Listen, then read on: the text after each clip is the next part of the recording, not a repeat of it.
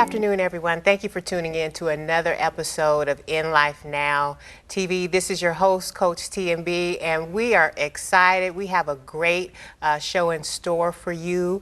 Our guest in the studio today with us is Jay Niewiek, who is the co-founder of Spoke Folks. And so today we're going to have an opportunity to learn all about how to take care of our bike and proper maintenance and things of that nature. So why don't we welcome Jay into the show? How are you? I'm doing really good, thank you. Great. I'm so excited to have you here. So excited. It's really a pleasure of mine. So it's been a long time coming, right? It has. It's good. Yes. So listen, Jay, you know, Spoke Folks has been just really empowering a lot of people in the community through your bike organization. But before we dive off into that, why don't you share with our audience who you are, a little bit about who you are and who I am. Yeah, who is the man, Jay, outside of business? Big question. Big question. So I would say I'm somebody that wants to make sure that everyone in our community succeeds. And so I'm trying to make sure that the life that I live aligns with that as much as I can be self-aware of and take action on. So wow. I don't. But yeah, I'm somebody that loves being outdoors. I love family, just having a good time, good laugh, and enjoying life. You get one, and you know, there's a phrase something like, how you spend your days is how you spend your life, right? Yeah, so how do you wake good. up every day and go, today's going to be a good day, and I'm going to make the most of it. I love that. I love that. And for some reason, the song, I can't remember the name of it, but Eminem has a song where in the song he's saying you only get one shot. Do not miss your chance to blow. This opportunity only comes once in a lifetime. So I love what you just shared. So listen, you have this organization, Spoke Folks, and you are providing services to the community through bicycles. What is that all about? Well, so the Spoke Folks started because I was using my bike for a whole lot of reasons. So it was helping me just kind of stay mentally sane, keeping me healthy. Really became a very social, recreational thing for me. Okay. And so as I was getting further and further into that, I wanted to be able to make sure that as many other people in my community could also benefit from some of those same things. Okay. And so this co-op model came out of that, where people could come buy a bike or they could repair a bike, have access to people that just have been doing this for a while and could share some wisdom or knowledge so that they could go out and have a great time. So I think that concept is great, and I've not known of any other type of organization like that. Sure. Is that something that was just one of those downloads one day? No, I mean, co-ops are something that's happening nationally, and so we were able to build, take at least the framework generally from a nonprofit in California called the Bike Kitchen. The Bike Kitchen? Yeah, the Bike Kitchen. All right. And so they really gave us the framework. From there, we adapted it to what Grand Rapids needs, and then that's kind of what got us started, and then from there we've been growing based on what we need here locally. Wow. So I don't know that we necessarily still look like the Bike Kitchen. That's not even really my goal at this point. My goal is to make sure that we're the organization that Grand Rapids needs, because each city, each community is going to have different unique circumstance. Absolutely. So you know what, you just sowed an excellent business nugget. You talked about servicing what this city needs. Sure. How important, so I want you to go business for a minute. Okay. That's all right. How important is it for you, Jay, or for a business owner or aspiring business owner, how important is it for them to know who their product or service is for? I don't know how you would run a business if you didn't know that. So yeah, if you don't know who you're selling to or what they want to buy, I don't know how you could possibly imagine that you're going to be successful. I know plenty of people that are excited about something personally, and I think that's kind of what generally motivates most people, right? Yeah. You have to personally be excited about it. Absolutely. And that's great, and that's exciting. That brings all sorts of energy. But if you can't if you look out into the community and you don't have a whole bunch of people that are also excited about that also want to be a part of that, then you're just one person, and that's great that that's your interest, but you're never going to make a business out of it. I think that's great. That's so, and it's a hard thing. I've got a big project I've been working on for the last 6 months that has not gone the way that I hoped. Hasn't gotten the energy hasn't gotten the energy that I expected it to get behind it. And so we're at a spot right now with that project of stepping back and going, okay, maybe this is not, maybe it's just not going to work, and being okay with that, because otherwise you just continually try to force it down and make it work. It's just not going to happen. So it's important to go back to the drawing board sometimes. Absolutely. Okay. Yeah. Absolutely. That's awesome. That's awesome. So you have this collaborative or this co-op, Spoke Folks. What was the reasoning behind you starting this or co-founding this organization? Yeah. So as a society, just in general, I think we've got a lot of different things going on. So we've got higher obesity rates all the time. We've got very high heart disease, diabetes, asthma, all these things. And then you look at them and they're preventable. And so they're some of the biggest things that are killing us nationally, and they just don't need to happen at all. Absolutely. On top of that, cars cost $10,000 a year now to own. So that's just a lot of money, right? We've got environmental issues that, I think everybody can recognize that something's going on, whether, regardless of how much people believe what's causing that or whatever, there's something going on. Something's happening here, right? And so for me, bike's kind of tied into so many of these pieces, and I don't for a second believe that just doing that is going to solve all of these things. It's not that clean or simple. If you eat garbage and you ride your bike, you're still going to have diabetes issues, right? If you eat garbage and you ride your bike, you're still going to be overweight. But it's a component of it. I mean, getting that physical exercise every day is a piece of it. Yes. Being able to get to work and save $10,000 a year, that goes a long way, And so, like, my wife and I were able to sell a car. We have one car. We have multiple bikes. So there's all these just benefits, both individually and society-wise, and we wanted to make sure that it wasn't just me and my community that was able to benefit from that. Quite frankly, I was able to get into it because of a certain social status that I grew up in, and access to a certain culture that allowed me to feel very comfortable going to certain resources in the community that helped me get into cycling. That's not true for everybody in our community for a variety of reasons, and so we want to make sure that we're a spot that everybody feels welcome, that nobody comes in and says, well, I can't participate in this for this reason or that reason, so that realistically everybody in our community can be a part of this. One of the things that I love about your organization is doing some phenomenal some phenomenal things. I'm getting excited. But some phenomenal things for our homeless population and helping them get around. Could you talk about that for a little bit? Well, I mean, so I think even broader than just kind of our homeless population, it's bigger. Right? Like we've got people coming out of the justice system where they, you don't have any money, they're trying to get a job, they got a whole bunch of barriers, and they need a reliable way to get around. We've got people that come into our shop every day, they're trying to get to a job. It's not uncommon for us to hear, I've got a job interview or my first day at my job Monday, and I have no reliable way to get there, and so everybody can call on their friend once or twice to have them drop them off at work, but there's a point where that friend says, look, I got my own things I'm working on, That's real talk.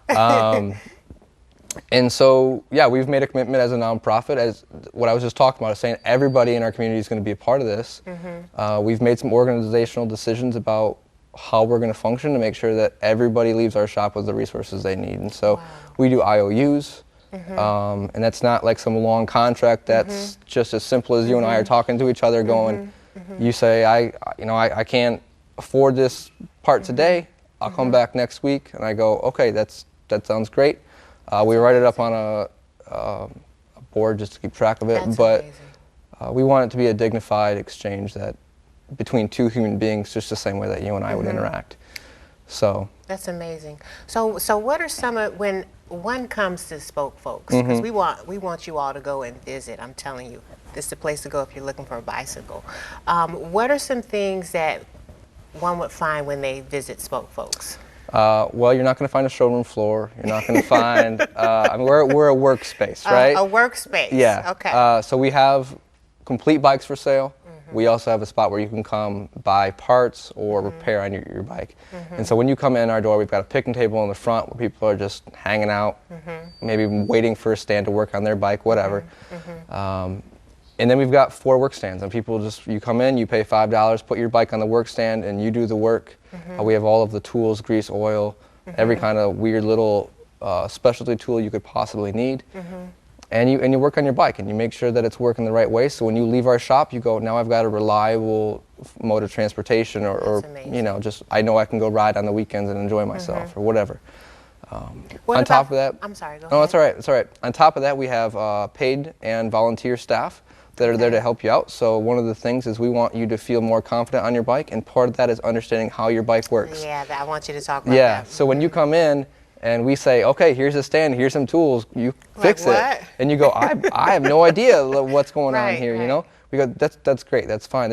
You're in the exact right spot then, and we'll help you with every step of the way. So.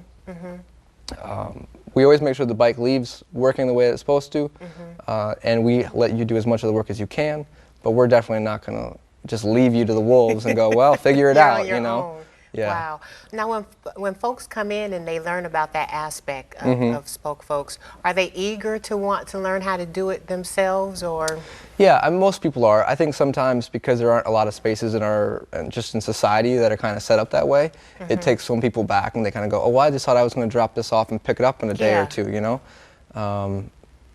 There's a couple people that just want to have that kind of interaction, but most people go, oh, you want me to do the work?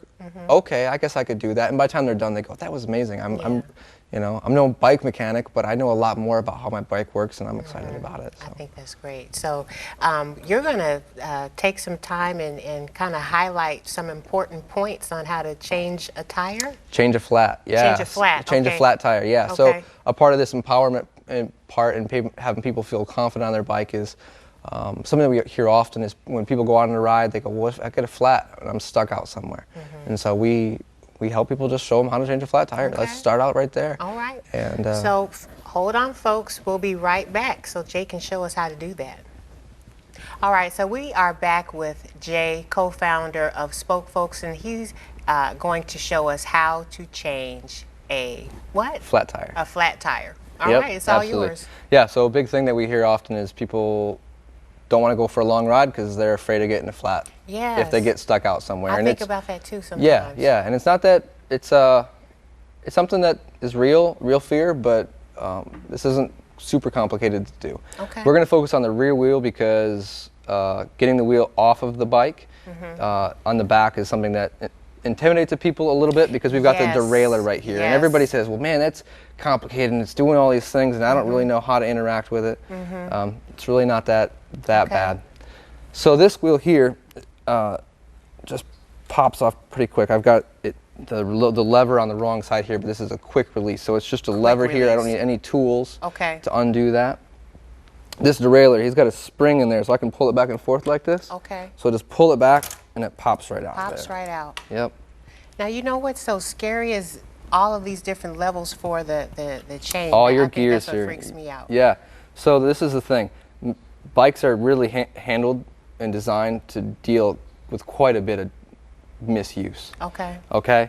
So when we're taking this out, when we're putting it back together, this whole bike is designed to put everything back to where it belongs. Okay. So I don't need to worry too much about getting everything exactly precise when I'm putting it back into the frame. As long as I'm not forced anything too bad, it'll all go to exactly where it's supposed to. And that's a big part of it. It's just helping people understand that, so that you don't need to be afraid about grabbing that derailleur and pulling it back.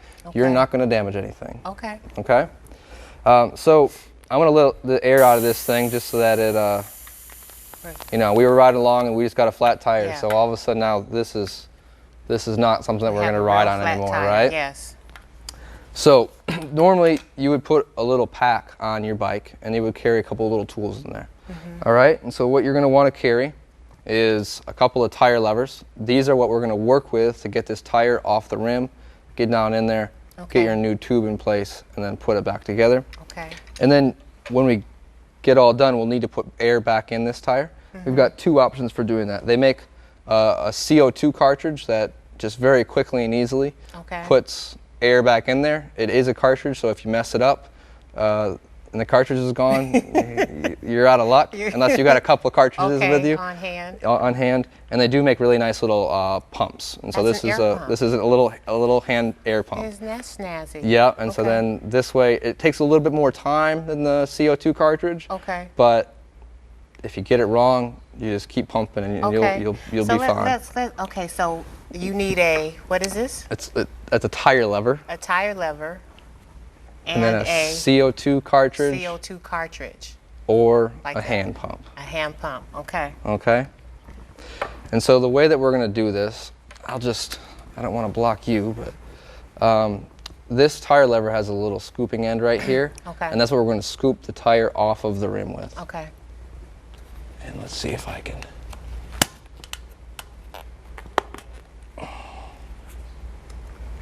This is amazing. So we just pull it off like that. You're not going to hurt or damage anything. Okay. Especially these tire levers are plastic, so I guarantee if anything goes bad here, my lever is going to break before I damage the tire or the rim or anything else. And these levers are $1 a piece and normally last very long. So they're inexpensive. You're not going to have a huge problem. Okay. And you kind of got to go around, get this thing started. You just kind of keep prying a little bit more off, slide a little bit, pry a little bit more off. Okay. You don't want to start next to the valve just because you're going to have a little bit more work if you try to do that. Okay. And I'm going to do this really fast. Okay, go ahead. I will say, if you haven't done this before, pull your wheel off your bike and just practice it 3-4 times before you go on one of those long rides, so you can build some confidence with it. So you're familiar with what you got to do. Yep, and I change a lot of tires every year, and I still fight with it every now and then. So if you're sitting there and you're going, this is just not working right, that's part of why you're practicing. And if it's still fighting with you, you just go, hey, that happens sometimes, This isn't necessarily an exact science. Okay. Yep, so I just slide it around. What I'm doing is I'm getting the tire off of that rim. Wow. And so I got that one side off. And you do it again for the I do it again, catching that other side. Okay. And normally with the other side, you can just at that point work it off with your hands. Okay. You need me to hold something? Sure, if you want to hold that, that'd be great. So whenever you get a flat tire, you want to know why you got one. It might have been that you hit a thorn, ran over a piece of glass. You might have just hit a hole real hard, and then there might not be anything in there. But if you got something in either your wheel or your tire, you want to know about it so that you don't put your new tube in there and get a flat in 2 seconds. Okay. So this has got rim tape in there, and that covers all these holes. That should be right in place, just real nice. And this being taped doesn't move, so we know that's going to be where it's supposed to be. And then with your tire here, which you've got there, what you would do is we'd pull the tube out. Pull the tube out. This is the part that actually holds all the air in it. Okay. And then what we're going to do is we're visually going to both look on the outside of the tire, and I'm going to run my fingers on the inside of the tire. And I'd just be looking for anything sharp. Anything sharp, and you would be able to feel it. You'd be able to feel it on the inside. Okay. It's very possible that you have a piece of glass that you can see on the outside, you wouldn't even feel on the inside. Okay. You still want to get it out of there because when you're riding, that pressure from just your weight of riding the bike would still possibly push that through the rest of the way into that tube. So go around checking that all the way. Okay. Good. And as long as everything's good, we can start putting it all back together. Okay. So I'm going to put one side of this, see, do this all day and still got a little wrong there. That's nothing wrong with that. So I got one side of my tire on here. You can see it's on the rim this way. This side it's still hanging out there, right? We're going to call this my new tube. The new tube. Right? Start out with the valve here. Okay. Slide that in. Okay. Now I'm going to tuck the tube up into the tire. Okay. I'm not worried about pushing it over, just tuck. up in. Okay. Up in. Now see, this is the part where it gets a little shaky for me.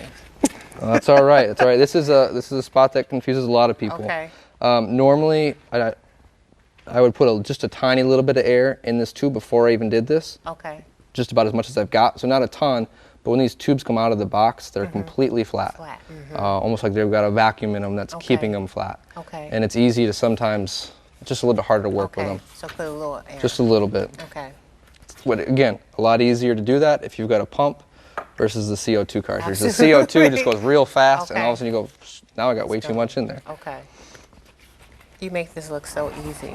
Well, that's just, it's practice. Okay. And that's where you're taking that time in your garage or on your driveway to do that. You suggested that we practice. Oh yeah, yep. All right, so we got all that in there. Now I'm going to start back here at the valve again. Okay.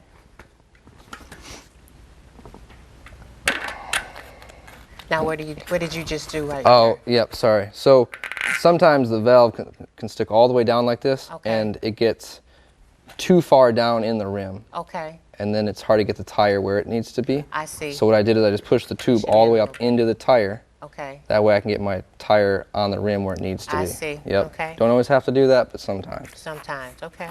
Good rule of thumb.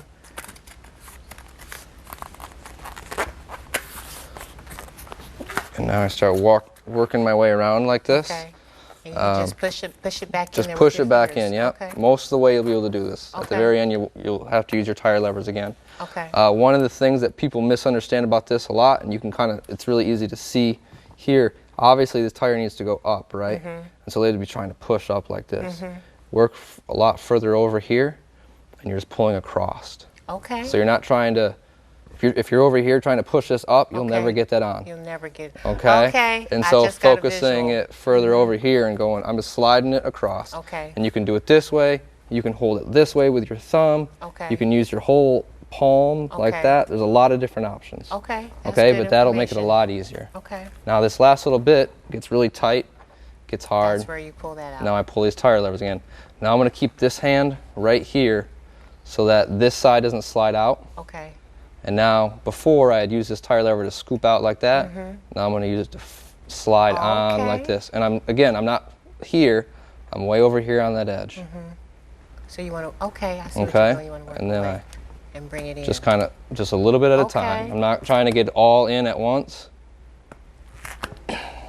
Look at that. And there you go.